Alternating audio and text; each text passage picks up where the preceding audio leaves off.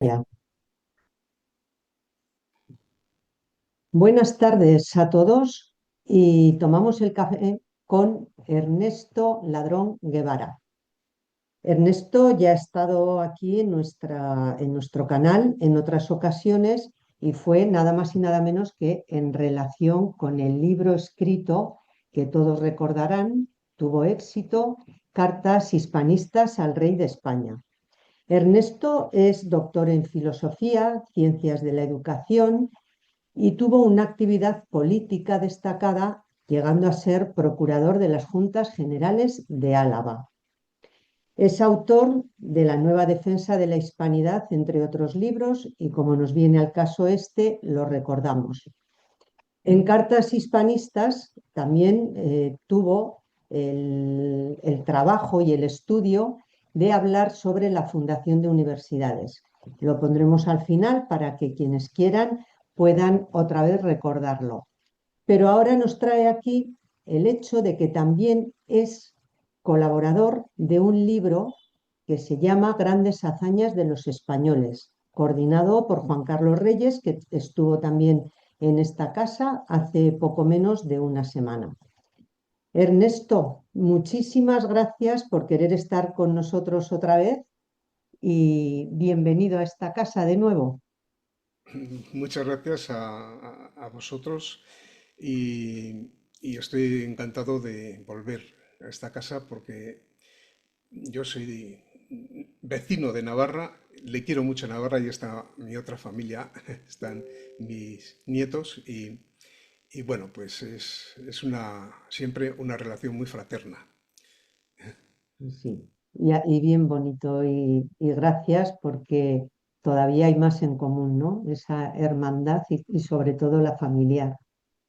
Eso es. Ernesto, primero y antes de entrar en el nuevo libro y en tu trabajo en este libro de grandes hazañas de los españoles, Cartas hispanistas creo que llegó al final a manos del rey de España, de Felipe VI. Sí, ¿Tuvisteis alguna respuesta de él, aparte de la que transcurrió a los medios de comunicación? la Casa Real nos respondió que se sentían mm, agradecidos por ese envío dirigido al rey, pero vamos, nada más. O sea, el rey es de suponer que le habrá echado una ojeada, incluso igual con un poco de suerte lo ha leído. Tiene muchas ocupaciones, entiendo que probablemente no haya podido hacerlo, pero vamos, sí, un libro, diríamos, dirigido a él porque es nuestro rey y es el rey de la hispanidad. Y cuando va a América, pues así le reciben con mucho cariño y considerándolo, aunque sea residualmente, porque es un residuo del pasado, pero considerándolo también monarca de aquellas tierras que fueron hispanas. Exacto. A pesar de que no hace mucho dijo que habría, vayamos a decirlo en condicional, que pedir perdón, pues bueno, por lo que hizo España, nada más y nada menos que con la hispanidad y en la hispanidad. Pero bueno, vamos a Sí, dejarlo aparte para no no, hacer pero si política me desde el permites, Nieves, principio. un pequeño apunte. Yo creo que ahí Sí, se equivocó. Probablemente le forzaron al error. No, yo creo que le forzaron al error. Esta señora que hay ahí de presidente, que por cierto no es de origen hispano, es lituana y es judía házara, y esto no es ninguna, en fin, diríamos observación peyorativa, pero no está autorizada moralmente, a mi juicio, para catalogar y etiquetar la acción española en América, porque ella, para empezar, fue bien acogida allí, por aquellas tierras, cuando tuvo que huir de su tierra natal. ¿a quién te refieres, Me Ernesto? refiero a ella, a la presidente, que tiene un apellido innombrable, es lituana y, en fin, a eso me refiero, que ella no tiene ninguna legitimidad para exigir al rey que pida perdón. Mejor no recordarlo, efectivamente. Sí, sí. Bueno, entonces, Ernesto, me encantaría que pudieras hablarnos de este libro que, hablando con Juan Carlos, la verdad que tiene esas hazañas no inéditas, pero sí inéditas por su relación y su nexo común con la hispanidad, algo que que resulta llamativo, sorprendente y súper necesario. ¿Cuál es tu papel? ¿Cuál es tu colaboración? Y háblanos, por favor, de estas grandes hazañas desde el punto de vista que te ha tocado a ti trabajarlo y estudiarlo. Pues es un tema muy al caso de lo que hemos comentado con la presidenta. Yo vuelvo a insistir, con la presidenta de México, ¿no?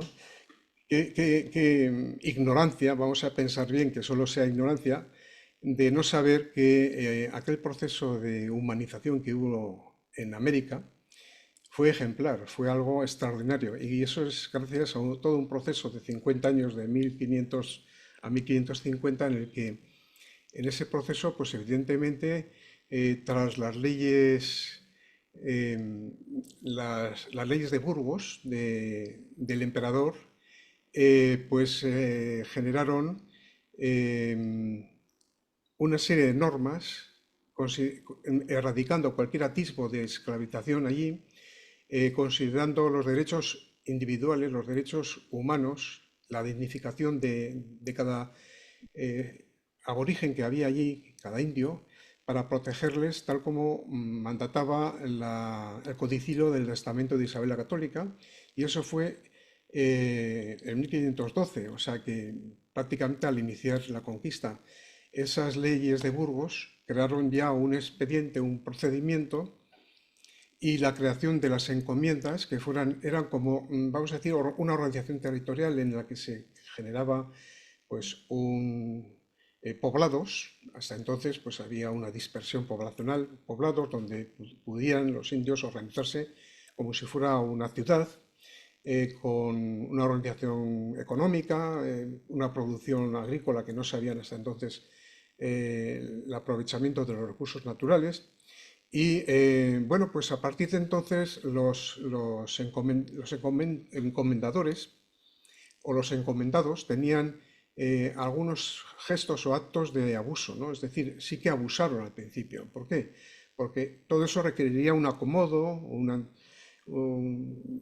pues un proceso de asentamiento, de control del territorio, en fin, no fue pacífico al principio, eso es una evidencia, hubo algunos abusos y pues los clérigos que había allí trasladaban al emperador pues esos abusos.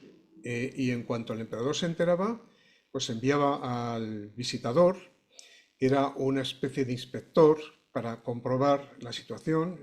El inspector o visitador lo trasladaba al emperador y el emperador, a través de los gobernadores, de las audiencias y todo el sistema organizativo institucional que se hacía allí, pues ponía su sanción o de alguna manera su pena al transgresor de las normas establecidas en las leyes de Burgos. Llega un momento que, bueno, Bartolomé de las Casas, Montesinos, Ujú. El propio eh, Toribio de Benavente, que le pusieron el nombre de Motolinia por su humildad. Motolinia en el lenguaje indio quería decir humilde, pobre, ¿no? Y él dijo, pues a mí que me pongan ese nombre aparte, y me quiten el nombre de Toribio de Benavente. Bueno, este envió en sus relaciones de Indias, envió unas notificaciones al rey, al emperador, de que se estaban haciendo abusos. Bueno, y ese proceso lento, no me voy a enrollar con esto, llegó hasta 1550, en el que se fue acomodando el control del territorio, que era imprescindible para crear ahí una civilización, porque recordemos que entre los indios se estaban esclavizando entre sí, había unos que dominaban a otros, había antropofagia, había idolatría, había incesto, había poligamia, había, bueno, en fin, barbaridades, ¿no? En las pirámides se abría el corazón, o sea, se abría el cuerpo del que sacrificaban ante los dioses para que lloviera o lo que fuera, sacándoles el corazón y comiéndoselo, haciendo festivales pues, de orgías, en fin. Aquello era muy, muy, muy terrible. O sea, eso de que Diabólico, dicen, casi. aquello, eso de que dicen que aquella situación de los incas, de los aztecas y tal, era pues muy civilizada, pues eso es absurdo y totalmente contestado por los restos arqueológicos y la historiografía, ¿no? Eh, Evidentemente, aquello no se puede comparar con la visión de hoy, es decir, era su Ujú. mundo, esa era su forma, pero ese mundo se mejoró y se evolucionó hacia formas pacíficas de relación y llegamos a 1550 en el que el emperador habida cuenta de que le llegaban noticias de que aún seguían habiendo abusos, mandó parar las encomiendas y mandó parar la conquista. Y pues es ahí donde abro con mi capítulo ese momento, ¿no? Convoca ahí unas controversias de Valladolid, una disputa entre Bartolomé de las Casas y Sepúlveda, que eran dos, que uno mantenía una posición y la otra la contraria, uno legitimaba al emperador a hacer allí lo que quisiera, porque de alguna manera tenía una situación de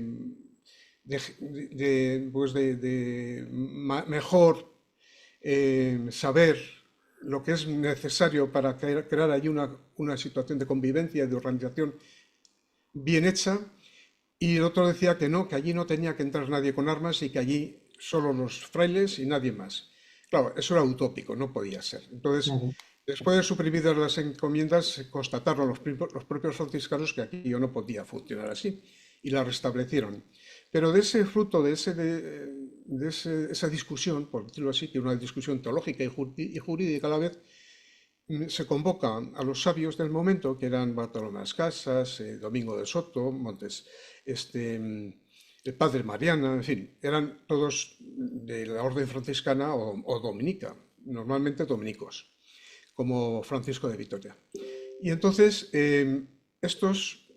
Francisco de Vitoria establece una serie de pautas donde la teología, el derecho y la filosofía se unen en un único cuerpo para unir lo temporal con lo espiritual. Y de esa unión de lo temporal con lo espiritual se obtienen una serie de pautas, de normas, como las religiones de indios, que decían que cómo había que comportarse con los indios, el respeto a su vida, a sus propiedades, a su legitimidad como ser humano, a su libertad. O sea, establecen unos principios del orden natural de las cosas de lo que sería hoy derecho de gentes o derecho natural, ¿no? Que se basa en las leyes, los 10 mandamientos de Dios. O sea, de alguna manera era trasladar la teología clásica, la escolástica, con la razón. O sea, unir lo que es las convicciones religiosas con el razonamiento práctico de cómo llevar a un orden temporal aquellas formas de funcionar. De ahí nace toda una serie de disposiciones, ordenanzas, eh, órdenes reales y capitulaciones por las cuales pues, salen las leyes de Indias que ya en el siglo XVII Solórzano reúne en una compilación que forma un cuerpo jurídico que, bueno, pues realmente aquí fue una cosa absolutamente ejemplar, ¿no? No se ha repetido nunca en la historia de las civilizaciones. Bueno, pues eso es lo que contemplo en ese capítulo mío, la importancia que tuvo la Escuela de Salamanca como universidad de la que se genera un cuerpo doctrinal, un cuerpo filosófico, teológico y de derecho que ordena la vida de la civilización en América de tal manera que aquello fue algo perfectamente encomiable y maravilloso. O sea, eso no tiene ninguna discusión. Por lo menos hasta ahora Claro. nadie lo ha discutido. Incluso en Vitoria, mi ciudad, hay un monumento a Francisco de Vitoria donde detrás James Brown Scott, que fue presidente del Instituto Internacional de Derecho Público, reconoce a Francisco de Vitoria el que da cuerpo y da naturaleza e inicio a lo que hoy llamamos derechos humanos. O sea que Efectivamente. el que en la placa esta dice yo, protestante, anglo, reconozco al católico, Francisco de Vitoria, como el principio de lo que hoy llamaríamos los derechos humanos. Entonces será derechos de gentes. O sea, es Claro. un tema sustancial para entender la obra de la hispanidad. Sí, sí. Sin entender esto no se entiende. Y por eso la leyenda negra, al no haber hecho una información, una difusión de esto, pues la leyenda negra ha llegado a afianzarse en muchas mentes despobladas de cualquier conocimiento, que están equivocados totalmente. Totalmente, Y porque además es una como pena bien, porque... exacto, como bien recoges y nos estás explicando, es que tiene su relación total y absoluta, que es que de eso sabes muchísimo, ya se ve en la fundación de las universidades, como bien explicabas en Cartas Hispanistas.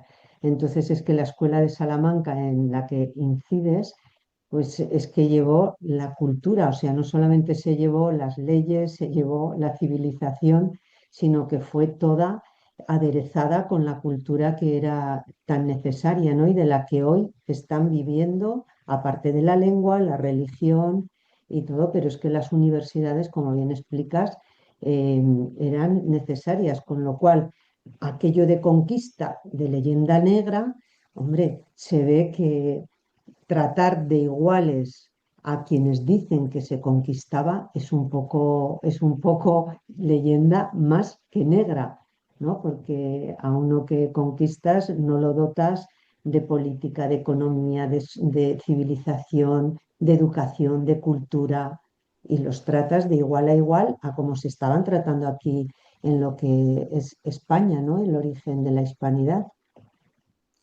Claro, y así lo reconocen, es que además alguien puede pensar, y algunos dicen, no, es que claro, tú eres muy hispanista, tú eres muy patriotero de España y tal y cual, pero vayamos a las fuentes. Hay gente del mundo anglo, he citado uno, pero por ejemplo, Lewis Sanke fue un doctor en Derecho y en Historia anglo de Boston, no, de Ontario, en Estados Unidos, que en su libro La lucha por la justicia en América, de una forma que a mí me encantiló, es fantástico leer ese libro, va relatando, pero con todo lujo de detalles y de fuentes, cómo se creó ese proceso, ¿no? Y pone muy en relieve la importancia que tuvieron esos frailes, que eran los emisarios de cualquier abuso o transgresión que hubiera en el trato de los indios. Y todo aquello que se conculcaba respecto a las normas que salían de los emperadores. Recordemos que los emperadores fueron fieles, los austrias, fieles, estrictamente fieles al mandato de su, de su reina, Isabel la Católica, que ya en el testamento ordenaba proteger y tener en cuenta los derechos como personas y como protegidas por el mandato del Evangelio, eh, que bueno, pues eran seres a los que no había que abusar de ellos y había que tratar de ayudarles y incorporarse e incorporarlos a nuestra civilización, porque ellos están en un retardo evolutivo, evidentemente, pues eso no era malo para ellos y por tanto así lo consideraban, ¿no?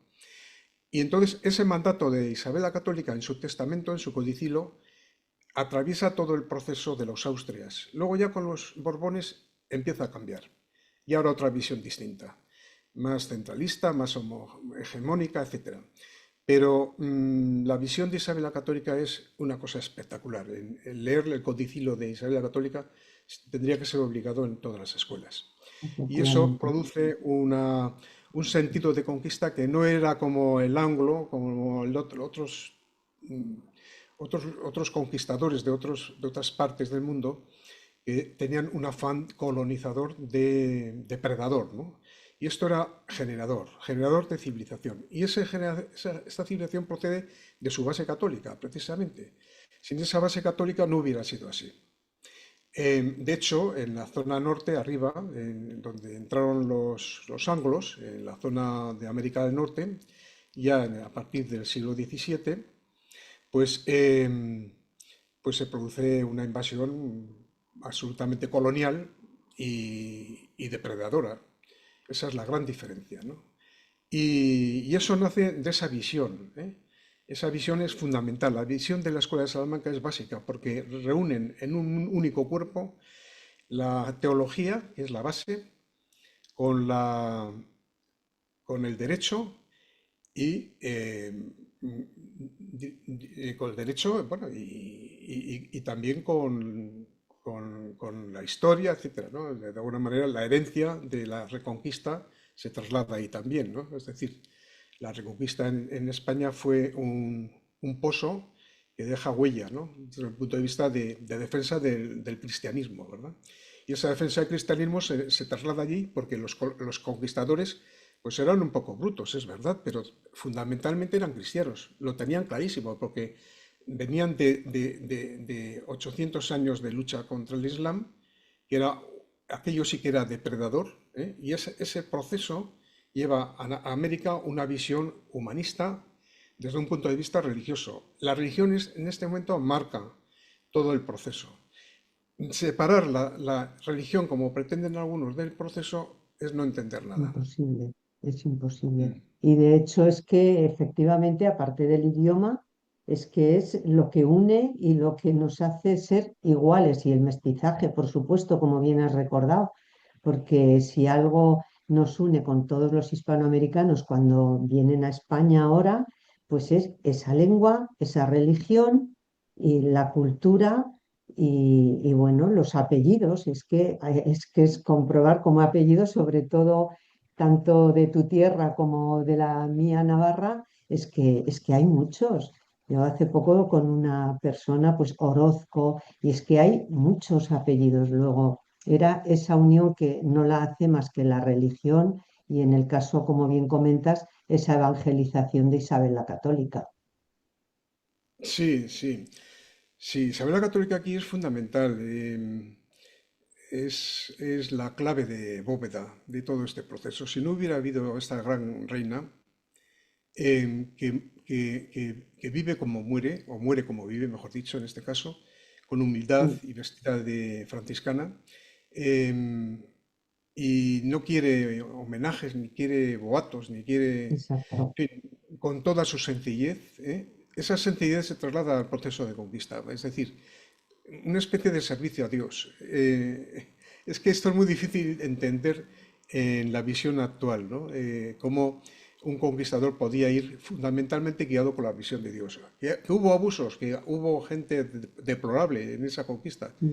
Sí, los hay, pero bueno, eso no afea, diríamos, el resultado final de ese proceso.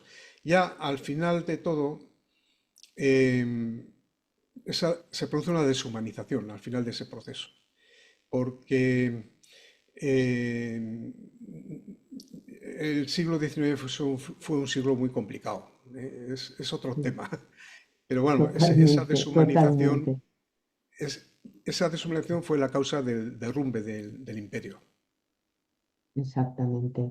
Oye, yo Mm. en un libro, no sé si lo habrá caído en tus manos porque no es muy conocido, pero el título es El tercer rey de Pedro Miguel Lamet y hay un momento en el que dice, y es que me está recordando todo lo que nos estás comentando, que dice que, bueno, el tercer rey se refiere a Cisneros, lógicamente, y cómo la reina Isabel llega un momento en el que dijo que vayan a América, que vayan monjes. No sé si en algún momento lo habrás estudiado tú, lo habrás visto, o bueno, como es un libro novelado, pero por lo que dices, igual cabe, ¿no? Que sí, que tuviera esa confianza en que fueran monjes para... Sí, sí, fundamentalmente, claro. Sí, sí, está claro desde el principio. Por ejemplo, Hernán Cortés va acompañado, por ejemplo, de un monje, un franciscano. eh, Esto del calor es tremendo porque me, me- me- me deja en blanco. Pero bueno, por un monje que ahora no me viene a la cabeza. Pero vamos, fue acompañado, y luego llevó a 12 más. Es decir, que para Hernán Cortés, el elemento fundamental de la conquista era la evangelización, está clarísimo. Obviamente era una conquista con Montezuma respecto a, pues, a la situación del Imperio Mexica, pues es Sí. una situación complicada aquella. Requiere otro análisis más detallado. Pero el fundamento fundamental de Hernán Cortés fue la, la cristianización de aquel mundo. ¿Eh? Eso es su objetivo, era su objetivo clave, ¿no? No era la de la expropiación de propiedades, la utilización de aquellos recursos y el enriquecimiento. Hombre, evidentemente tampoco iban a ir allí en plan monje, había de todo, ¿no? Ujú, También había gente que quería allí, pues, aprovechar aquellas riquezas, evidentemente, eso es indudable, tampoco eran santos, pero ujú, el propósito no era depredador, era generador. ujú. Además, en el libro que nos ocupa, ahora recuerdo que también está efectivamente como en primer plano un monje, ¿no? Con la cruz. No sé si tú me dirás, pero no sé si era Sí, San Juan de Dios, no sé qué monje era, nos lo comentó Juan Carlos, pero me pasa como a ti, no sé si es el calor o qué, pero creo que era Juan de Dios, no, no me acuerdo. Pero bueno, que está allí en ese libro, en la imagen, pues bueno, todos los personajes, los héroes de estas hazañas y lógicamente el monje. sí, eso es. Los monjes, o sea, los franciscanos, los dominicos, fueron esenciales en todo el proceso, porque de alguna manera la cruz iba por delante del soldado. ¿Eh? Que luego hubo abusos, los hubo. Eso está bien relatado. ¿Eh? Eso no hay ninguna sospecha ni duda respecto a los abusos que pudieran cometerse en un inicio, porque eran seres humanos que pecaban, evidentemente, ¿no? Eso está relatado, ¿eh? Pero Bartolomé de las Casas lo exagera, porque en aquel momento, diríamos, pues este personaje pues quería eh, ser notado en la corte y entonces sobrevaloraba aquellos abusos que indudablemente los hubo inicialmente, eso no cabe duda, como en cualquier proceso de colonización. Esto fue un proceso de colonización evidentemente necesario porque saltaron de una civilización a otra mucho más avanzada y aquella gente, pues ya no había se acabó el canibalismo, se acabó el dominio de unos sobre otros, la cruz se impuso a los ídolos y eso fue un avance en la civilización importantísimo. Entonces, no podemos negar que los avances en la civilización humanizadora